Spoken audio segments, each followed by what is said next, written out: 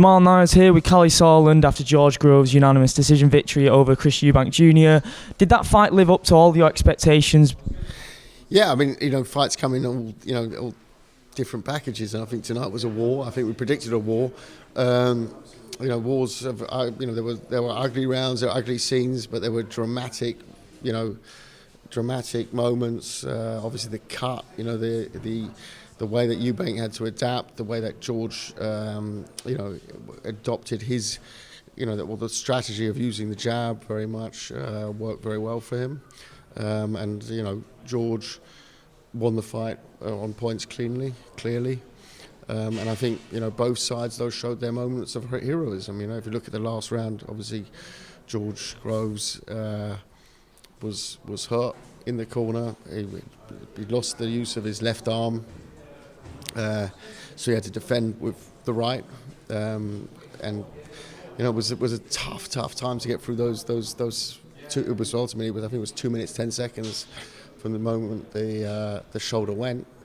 That's heroism pure, and I think Eubank as well. 9 rounds boxing, ultimately with a very limited vision in one eye.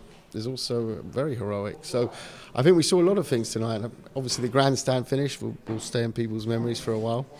When you see 20,000 people on their feet, that's always great. Is this the best version of George Groves we've seen in the ring? I think tonight was his best performance, yeah.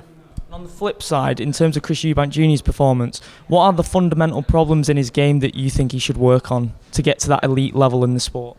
I don't think there's much he has to really work on in terms of his abilities. I think he has the assets. I think he's got decent power. He's got extremely good speed, hand speed. He's clearly got a very good boxing brain. For me, and there's a personal opinion, I think he needs to have one clean voice in the corner and someone who is a full-on coach, whether that's senior, whether that's Ronnie, whether that's someone new. That's down to them. It's a personal decision, but I think that was missing tonight. When you lose almost the sight in one eye for 9 rounds, then you need a corner who's giving you clear instructions, and that's we're in a sport where people are doping, are cheating, and using everything to get an advantage. People go to all lengths. We go to high altitude training camps to get advantages. So why the hell would you not take a coach in the corner? Even if you're not going to listen to him,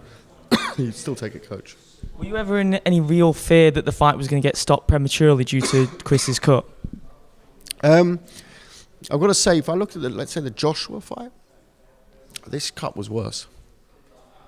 And they looked at that cut about 3-4 times during the fight. So, yeah, there was moments when I thought that was going to get stopped. Yeah, you just had to look up. I think at the end of the 8th or 9th rounds, it was wide open.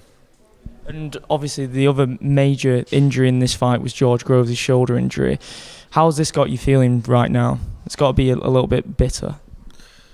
Yeah, I mean, I'm not bitter about anything because I don't know what the injury is.